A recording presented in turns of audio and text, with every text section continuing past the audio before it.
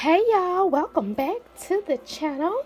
It's your girl Referral's Budget Life, and today I come to bring you a 2023 goals video and to see how far along I have gotten in my saving challenges that I'll be continuing over in 2023. So if you like this type of content, don't forget to like, comment, and subscribe. So I did start a couple saving challenges this year, but I hadn't completed them. But I just wanted to check the process of those, how much money I have so far, and I will be rolling this money over to 2023, hopefully to get far along with the challenges. But in the penny challenge, in cash, I have 20, 21, 22, 23, 24, 25, 26, 27, 28, 29, 30, and 31. So that's 31 for the cash in the penny challenge.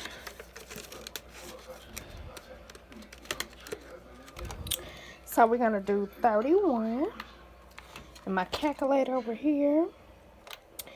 And also in my coins on the penny challenge, I have $10.03. So that is 41.03 was in the penny challenge. Next I have the flower scratch off, the skip a double flower scratch off booklet I have, where you can save up to $8,000 without doubling.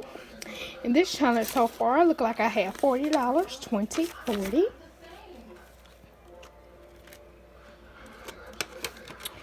So that is $40 in there.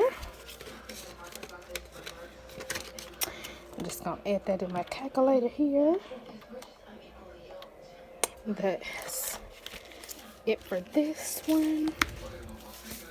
And then I also started a month ahead challenge that I'm not finished with yet. So I have $35 in this challenge, I believe. 20, 35, 35.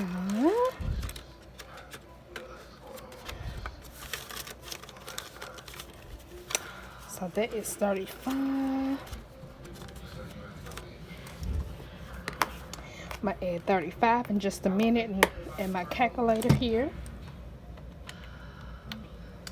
So, look like in my saving challenges, I've been able to save $116.03. Okay. And also, I want to give you an update on my windows. I am paying some Central Finance LLC windows on my current home. They're supposed to be efficiency windows.